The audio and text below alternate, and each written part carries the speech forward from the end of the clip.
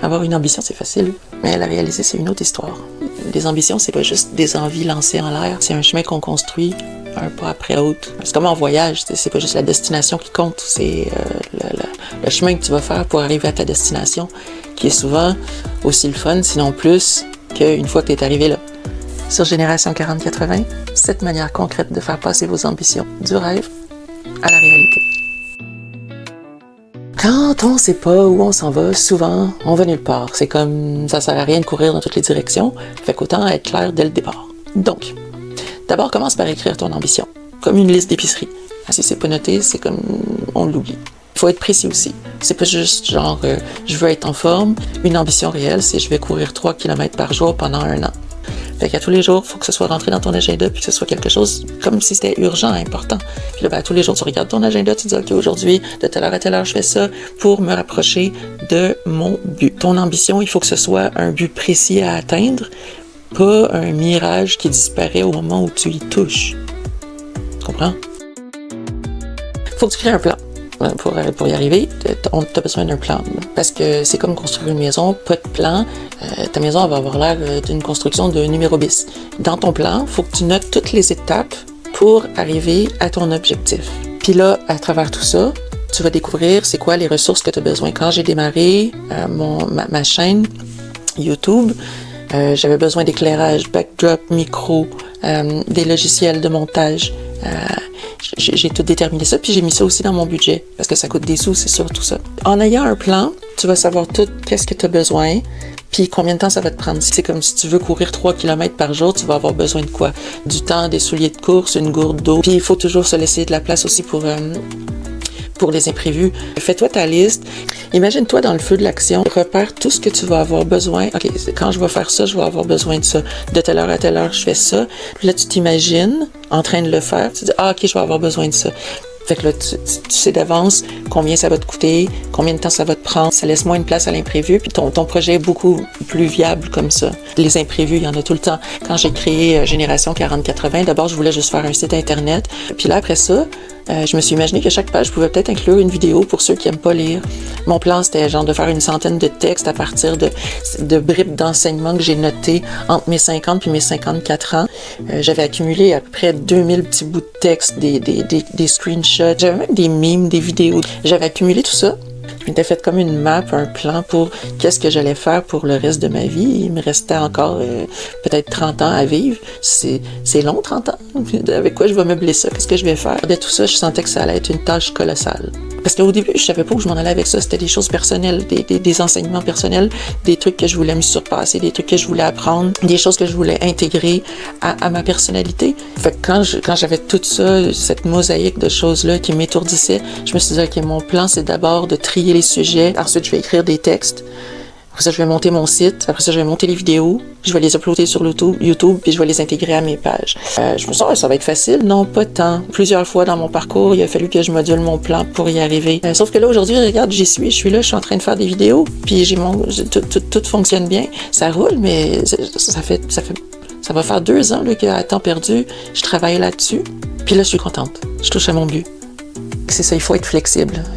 Tu fais ton plan, tu écris ce que tu vas avoir besoin, tu penses que tout va être beau, que tu as juste à suivre ça, mais non, il faut que tu laisses, faut que tu vois il faut que tu saches qu'il va y avoir des imprévus, puis il faut que tu demeures malléable. Après ça, une fois que ton plan y est fait, tu décomposes en objectifs, parce qu'un gros plan, un gros objectif, c'est effrayant. Fait qu'il faut que tu le découpes en petits morceaux. On dit que c'est possible de manger un éléphant. Le truc, c'est de prendre une bouchée par jour. À tous les jours, même quand je travaille l'été, je travaille, ceux qui le savent pas, je suis jardinière l'été. Ça me laisse pas beaucoup de temps, mais les fins de semaine, les soirs, quand je suis pas trop fatiguée, je travaillais sur mon projet. Puis ça avançait, même si c'était à petits pas minuscules. J'ai fini par me rendre à destination. De cette manière-là aussi, chaque sous-objectif, ça devient une victoire tangible. À chaque fois que tu arrives à faire quelque chose, même si tu as fait juste 1 heure, c'est comme, ouais, j'ai réussi, je l'ai fait. Puis là, t'es fier de toi, puis ça fait boule de neige. Tu sais, plus t'en fais, plus t'en as de fait, plus tu vois concrètement vers où tu t'en vas. Puis on est tellement fiers de nous, ça fait du bien ça. Plus t'en coches, plus t'es motivé. C'est magie. Faut pas oublier non plus que si un plan fonctionne pas, on a juste à réajuster. C'est pas compliqué. C'est pas la fin du monde si ça marche pas exactement du premier coup. C'est pas grave. Réfléchis, assieds-toi, réfléchis à un plan B, un plan C, un plan D. Rends-toi jusqu'à Z s'il faut. L'important, c'est que tu atteignes ton objectif. Fais-toi des objectifs clairs, mais réalisables, parce que sinon, tu vas être déprimé. Puis c'est pas ça que tu veux. Je reviens à mon exemple du 3 km par jour. Tu veux courir 3 km par jour pendant 1 an, mais le premier jour, tu es plus capable de courir au bout de 500 mètres. Ben, tu peux commencer par marcher le premier mois. Le mois suivant, tu me fais de la marche rapide. Puis le 3e mois, en théorie, tu devrais arriver à faire ta course. Je reviens à mon exemple pour Génération 40-80 parce que c'est le dernier gros projet que j'ai mis en branle. À chaque jour, à mon agenda, j'ai noté mes objectifs du jour. Un dimanche, j'écrivais le texte parce que j'avais plus de temps. Le lundi soir, vu que en revenant de travailler, vu que j'étais plus fatiguée puis que ça me tentait pas d'écrire, ben, je faisais ma relecture. C'est pas grand-chose faire une relecture, mais c'est quand même mieux que rien faire. Ce rythme-là, petit à petit, ça fait 2 ans que je fais ça, un petit peu à chaque jour, les fins de semaine, pendant mes vacances aussi. Mais pendant 2 ans, je savais à chaque jour ce que j'avais à faire pour arriver à temps à mon lancement au printemps 2025. Là, actuellement, on est le 9 février 2025. Puis mon lancement, je veux le faire le 11 avril.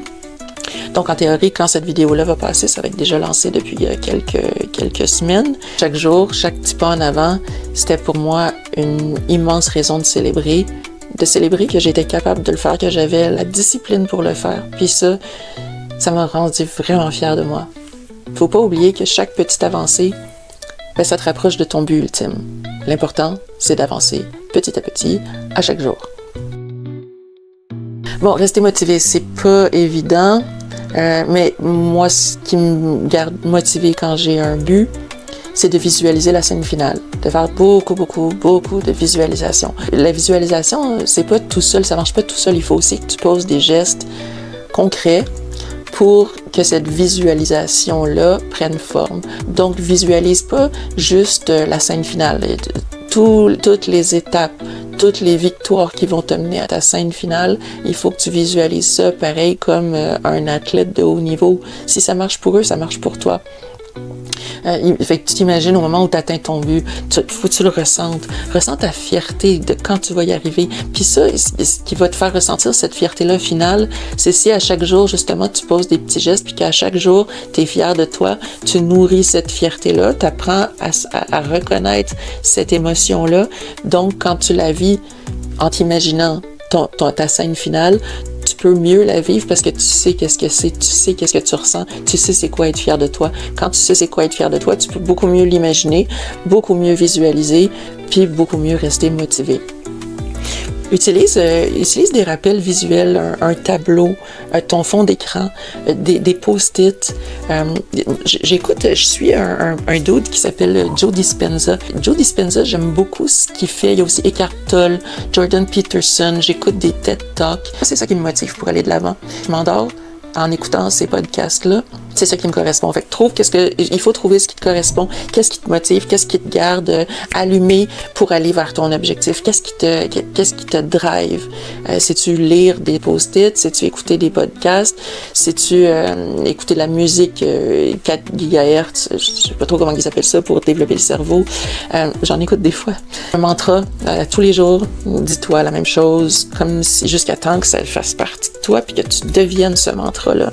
Faut que tu t'assommes de motivation. Si tu veux y arriver, faut que tu bombardes ton cerveau de ton but ultime, puis ton cerveau, il va finir par te croire, puis par se motiver lui-même. Faut que tu t'assommes qu'il est à t'en taper sur les nerfs. Faut que ton cerveau capte que c'est ça que tu veux, puis tu vas finir par y arriver. Il n'y a rien comme cocher un truc pour dire que c'est fait, pour garder ta motivation dans le tapis. Fais. T'es le seul maître de ta destinée. On attend trop souvent le moment parfait, mais c'est vrai que le moment parfait, ça n'existe pas. En fait, le seul moment parfait, c'est là, maintenant, tout de suite. Tu peux arrêter la vidéo direct là, puis partir, aller mettre ton projet en branle, je vais être fier de toi. Go! T'es encore là? OK, on continue. Je vais te booster jusqu'à temps que tu l'aies. Fais une première action aujourd'hui. OK, après la vidéo, si tu veux. Fais une première action aujourd'hui, tout de suite après cette vidéo-là. N'importe quoi, un appel, une recherche, une prise de contact, un mini-objectif dans ton agenda, puis bam, tu vas voir, c'est parti. T'as fait le premier pas vers ton but ultime, vers ton objectif. Faut pas oublier que chaque action, ça crée une dynamique. T'enclenches un mouvement, puis ça y est, ça fait boule de neige, puis c'est ça qui te porte en avant vers l'étape suivante. Le truc, c'est que il faut pas vraiment trop réfléchir avant de faire un premier pas. Faut être porté par une petite dose de folie des fois. C'est Aristote qui a dit il y a point de génie sans un grain de folie. Fais quelque chose de fou. Maintenant. OK. Des fois, la vie, c'est tellement le chaos, puis il arrive que il n'y a rien qui arrive comme prévu. Je connais ça, je sais ce que c'est. Mais la différence entre ceux qui réussissent et ceux qui abandonnent, ben clairement, c'est l'adaptabilité. Il faut être capable de s'adapter aux défis. Quand ça marche pas, c'est quoi que je peux faire? Plutôt que « Ah, ça marche pas, j'arrête ça là, c'est pas fait pour moi. » Non! Assis-toi, réfléchis, dis-toi « OK, ça n'a pas marché, il va y avoir un autre moyen. » C'est sûr qu'il y a toujours une solution, il y a toujours moyen que ça marche. Tant qu'il y a de la vie, il y a de l'espoir. T'es en vie, go, vas-y, trouve une autre solution. Si un plan marche pas, c'est bien simple, change le plan, pas l'objectif. Faut que tu vois les obstacles comme des pivots, voire même comme des tremplins, mais jamais comme des arrêts, puis pire encore, jamais comme la fin. Si tu veux que ça arrête pas, arrête pas. Je pourrais pas nommer le nombre de fois que je me suis planté sur des projets, mais à chaque fois, j'ai été capable d'utiliser mes échecs pour apprendre à faire mieux la prochaine fois. J'ai un mantra, j'oublie jamais que Thomas Edison, il a dit « J'ai pas échoué 10 000 fois à créer une ampoule électrique, j'ai appris 10 000 fois comment ne pas faire une ampoule électrique. » Ça m'aide. Ah oui, Thomas Edison, il dit aussi il y a beaucoup trop de gens qui arrêtent avant, qui se rendent pas compte qu'ils ont arrêté juste avant d'atteindre leur but.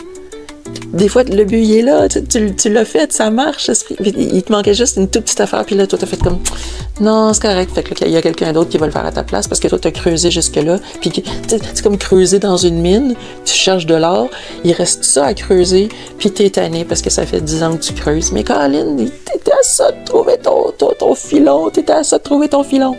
Ouais, c'est ça, fait que l'important, c'est de pas lâcher. Pour en finir avec Thomas Edison, c'est lui qui disait aussi, le génie, c'est 1% d'inspiration et 99% de transpiration. Ça non plus, je l'oublie pas. Les échecs, il faut les voir comme des tests. Des tests pour voir jusqu'où vous êtes prêt à aller pour atteindre votre but. Faut jamais oublier que nos limites, la plupart du temps, c'est nous qu'on se les impose. Faut se rappeler aussi qu'il y a des grands succès qui sont nés à partir de grands imprévus. On dit qu'on est la moyenne des 5 personnes qu'on fréquente le plus. Fait qu'il faut hyper bien choisir.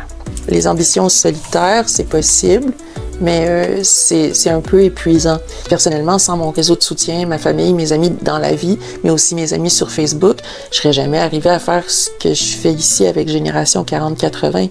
C'est tellement important de bien s'entourer, de trouver des alliés, des gens qui croient en toi. Il faut aussi savoir accepter les critiques constructives parce que ça nous fait gagner vraiment beaucoup de temps. Je pourrais même pas compter le nombre de fois que je me suis adaptée. Les bons amis, le bon entourage, c'est aussi des gens qui ont l'honnêteté de te dire quand tu es dans le champ. Et il faut que tu acceptes ça. C'est parce qu'ils sont là pour t'aider. Il y a des choses des fois qu'on voit pas, puis ça va te prendre un œil extérieur, il faut faire preuve d'humilité, puis accepter ça aussi. S'entourer de gens gagnants, des gens positifs, des gens qui osent, qui essayent des choses, qui savent tomber puis se relever. L'énergie de notre entourage, c'est ça qui nous propulse ou qui nous plombe. Un bon réseau, c'est un accélérateur de réussite, en fait. Entoure-toi bien. Fait que, toi, c'est quoi ton projet? T'en as-tu un? Parle-moi-en. J'ai hâte d'en discuter avec toi. Sur ce, on se revoit à ma prochaine vidéo. Paix tout le monde!